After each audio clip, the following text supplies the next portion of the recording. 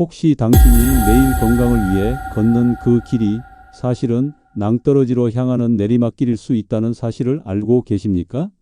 이 이야기는 많은 병원과 재활센터에서 절대 먼저 알려주지 않는 진실입니다. 왜냐하면 많은 분들이 넘어지고 뼈가 부러져야 병원이 유지되기 때문입니다. 안녕하세요. 올해 나이 85, 60년이라는 긴 세월 동안 넘어진 사람들을 다시 일으켜 세우는 일에 제 모든 것을 바친 재활의학과 의사 최정철입니다. 제 인생의 방향을 송두리째 바꾼 것은 두꺼운 의학 서적 속의 복잡한 이론이나 화려한 학회 발표가 아니었습니다. 그것은 바로 세상에서 가장 존경하고 사랑했던 제 자신의 아버지였습니다. 제 아버지는 평생을 교직에 몸담으시며 대쪽 같다는 말을 들을 정도로 꼿꼿하고 자기관리가 철저한 분이셨습니다. 그런 아버지가 칠순생신을 막 넘기신 어느 화창한 가을날 오후였습니다. 그날도 아버지는 어김없이 동네 공원으로 산책을 나가셨습니다. 낙엽이 곱게 깔린 평생을 걸어온 익숙한 그 길이었습니다. 하지만 그날은 달랐습니다. 살짝 튀어나온 보도블록 턱에 아버지의 발이 걸렸고 툭 하는 둔탁한 소리와 함께 아버지는 그대로 쓰러지셨습니다. 구급차의 날카로운 사이렌 소리, 병원의 차가운 소독약 냄새, 그리고 엑스레이 사진을 가리키며 무덤덤하게 고관절 분쇄 골절입니다. 라고 말하던 젊은 의사의 목소리까지 모든 것이 악몽 같았습니다. 수술은 잘 끝났지만 그날 이후 아버지는 완전히 다른 사람이 되었습니다. 육체만 병든 것이 아니었습니다. 당신의 의지대로 몸을 가눌 수 없다는 사실은 한평생 강직하게 살아온 아버지의 영혼을 무너뜨렸습니다. 병상에 누워 멍하니 창밖을 바라보시며 내가 매일같이 2시간씩이나 걸었는데 대체 어떻게 이럴 수가 있단 말이냐라고 힘없이 대내시던 그 공허한 눈빛과 마른 기침 소리를 저는 평생 잊을 수가 없습니다. 아버지의 그 성실함은, 그 굳건했던 믿음은 처참하게 배신당했습니다. 그리고 아들인 저는, 재활의학과 의사인 저는 그 앞에서 너무나도 무력했습니다. 그때 저는 뼈저리게 깨달았습니다. 우리가 건강에 대해 알고 있던 가장 큰 믿음 중 하나가 가장 성실한 사람들을 나락으로 떨어뜨리는 얼마나 위험하고도 잔인한 착각이었는지를 말입니다. 오늘 저는 한 사람의 의사로서, 그리고 먼저 아버지를 가셔보낸 불효한 아들로서 여러분의 그 부지런한 발걸음이 왜 당신의 노년을 지켜주지 못하는지, 그리고 진정으로 당신의 두 다리를 남은 인생의 반석 위에 굳건히 세워줄 황금 열쇠는 무엇인지 알려드리고자 이 자리에 섰습니다. 지금 이 이야기가 당신과 당신이 사랑하는 사람들의 이야기가 될 수 있다고 생각하신다면 구독과 좋아요로 저와 함께해 주십시오. 여러분의 건강하고 당당한 노후를 진심으로 응원합니다. 지금부터 오늘의 주제 걷기보다 먼저 해야만 하는 단 한 가지에 대해 자세히 그리고 아주 깊이 있게 말씀드리겠습니다. 오늘 이 영상은 어쩌면 당신이 앞으로 살아갈 모든 날들의 질을 바꿀 수도 있습니다. 그러니 부디 끝까지 집중해 주십시오. 혹시 처음 오셨다면 구독과 좋아요 부탁드립니다. 앞으로도 여러분의 건강을 위한 진실된 말씀 꾸준히 전해드리겠습니다. 첫 번째 진실은 바로 걷기의 배신입니다. 더 정확하게는 근감소증이라는 이름의 침묵의 암살자에 대한 고발입니다. 우리는 모두 나이가 들면 자연스럽게 근육이 줄어든다고 막연하게 알고 있습니다. 네, 맞는 말입니다. 하지만 그 자연스러운 과정이 실제로는 얼마나 무섭고 파괴적인지를 아는 사람은 드뭅니다. 우리 몸의 근육은 하나의 덩어리가 아닙니다. 크게 두 가지 종류의 군대로 이루어져 있다고 생각하시면 쉽습니다. 첫 번째 군대는 마라톤 선수처럼 지치지 않고 오랫동안 활동할 수 있게 해주는 붉은 근육, 바로 지근입니다. 여러분이 매일같이 열심히 걷는 활동은 바로 이 지근 군대를 훈련시키는 아주 훌륭한 방법입니다. 심장과 폐를 튼튼하게 하고 혈액순환을 원활하게 만들어주죠. 하지만 진짜 배신은 두 번째 군대에서 시작됩니다. 단거리 선수처럼 폭발적인 힘을 내고 몸이 갑자기 기울어졌을 때 순간적으로 균형을 잡아주는 하얀 근육, 속근 군대가 있습니다. 비극적이게도 노아라는 적군이 쳐들어왔을 때 가장 먼저 그리고 가장 압도적인 속도로 전멸해버리는 군대가 바로 이 속군입니다. 그리고 여러분이 매일 하시는 그 걷기는 안타깝게도 이 속군 군대를 훈련시키는 데에는 거의 아무런 도움이 되지 못합니다. 이것이 바로 매일 10,000보씩 걷는다고 자부하는 분들이 길 위에 작은 돌부리 하나에 힘없이 고꾸라지고 마트에서 장을 본 비닐봉지를 들다가 허리를 삐끗하고 버스에서 내리는 그 짧은 순간에 다리가 휘청거리는 근본적인 이유입니다. 당신의 몸을 위기에서 구해줄 정예 특수부대인 속군이 이미 모두 사라져 버렸기 때문입니다. 더 무서운 사실이 있습니다. 근육은 단순히 힘만 쓰는 조직이 아닙니다. 우리가 섭취한 당분을 저장하는 우리 몸 최대의 거대한 설탕 창고이자 에너지를 쉴 새 없이 태우는 핵심 대사 엔진입니다. 이 창고가 텅 비고 엔진이 꺼져버리면 어떻게 될까요? 혈당이 조절되지 않아 당뇨병의 위험이 하늘로 치솟고 기초 대사량이 뚝 떨어져 물만 마셔도 살이 찌고 배가 나오는 체질로 변해버립니다. 여러분은 지금 심장을 위해 걷고 있다고 생각하시면서 정작 당신의 몸을 굳건히 지탱하고 어떤 위기에서도 균형을 잡고 치명적인 대사 질환으로부터 당신을 보호하는 가장 중요한 근육들을 매일매일 소리 없이 떠나보내고 있었던 겁니다. 이것이 바로 걷기라는 성실한 믿음 뒤에 숨겨진 잔인한 배신입니다. 68세의 이선희 님이 퉁퉁 부은 발목을 이끌고 제 진료실 문을 열고 들어오셨을 때의 그 절망적인 표정이 아직도 선합니다. 그녀의 유일한 자부심이자 매일의 의식은 걷기였습니다.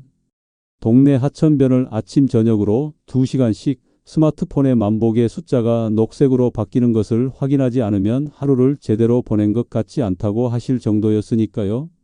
그런 그녀가 거의 울먹이며 제게 물었습니다. 의사 선생님, 제가 대체 왜 이렇게 된 걸까요? 얼마 전에는 손주 먹이려고 딸기잼 병뚜껑을 따려는데 손에 힘이 하나도 안 들어가서 낑낑대다 결국 포기했어요. 자존심이 상해서 혼났습니다. 그런데 어제는 더 심했어요. 버스에서 내리는데 그냥 발을 한 걸음 내디뎠을 뿐인데 다리가 제멋대로 꺾이면서 그대로 아스팔트 바닥에 주저앉을 뻔했다니까요. 제가 매일 이렇게 열심히 걷는데 왜 제 다리는 제 말을 안 듣는 걸까요? 그녀의 목소리는 떨리고 있었고 그 눈에는 지난 세월의 성실함이 송두리째 부정당한 데서 오는 깊은 당혹감과 상실감이 가득했습니다. 저는 묵묵히 그녀의 이야기를 다 들은 후 몇 가지 간단한 검사를 진행했습니다. 결과는 제 예상과 정확히 일치했습니다. 전신 근력의 상태를 가장 잘 보여주는 악력은 또래 여성의 평균치에 한참 미치지 못했고 눈을 감고 한 발로 서서 균형을 잡는 능력은 처참할 정도였습니다.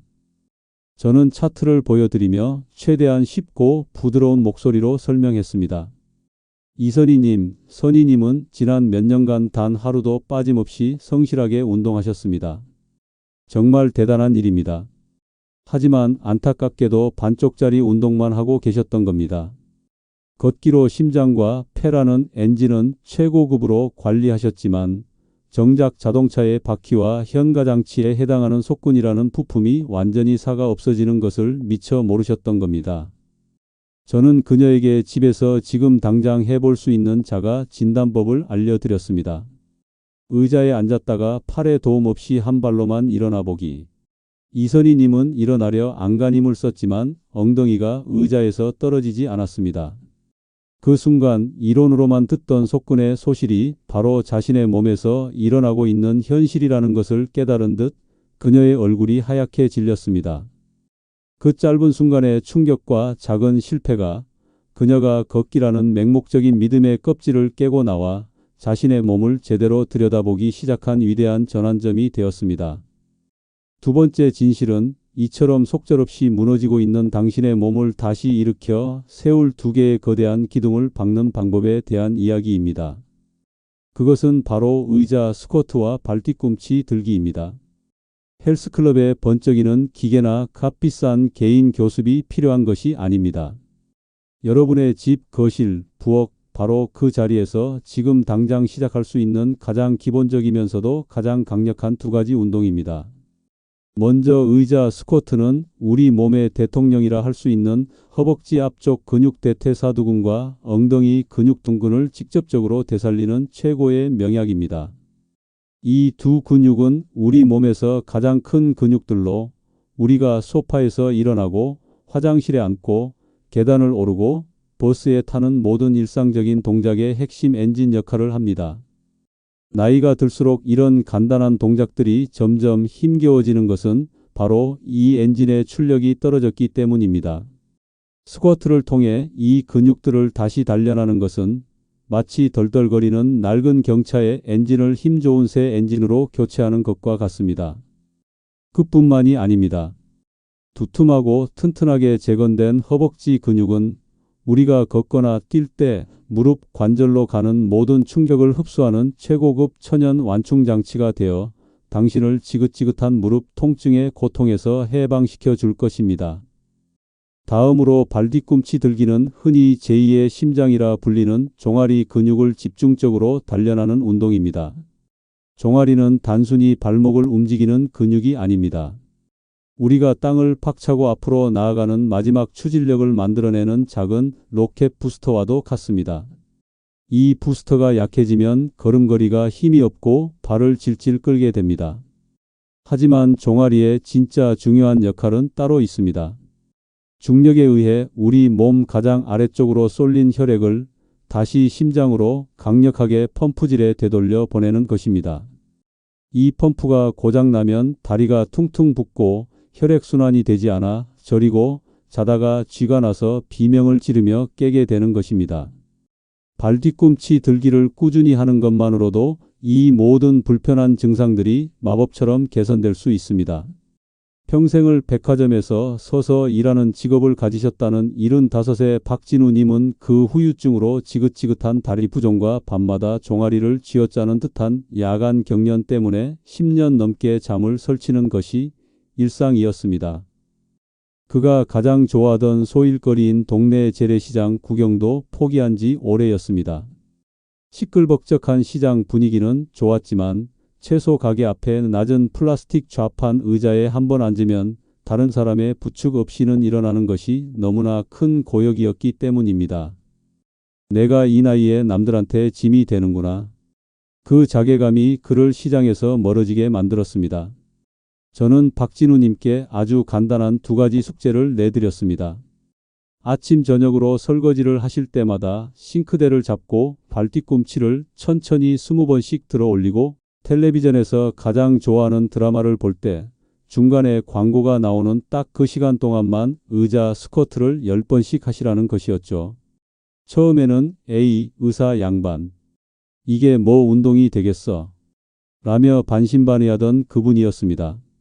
그런데 한 달 뒤 외래에 오신 그의 표정은 완전히 달라져 있었습니다. 그는 제 손을 덥석 잡으며 아이처럼 기뻐했습니다. 의사 선생님, 정말 신기한 일이 벌어졌어요. 밤에 쥐가 안 나요. 10년 만에 처음으로 통잠을 잤습니다. 그리고 2달 뒤 그는 얼굴에 한박 웃음을 띠고 진료실에 들어섰습니다.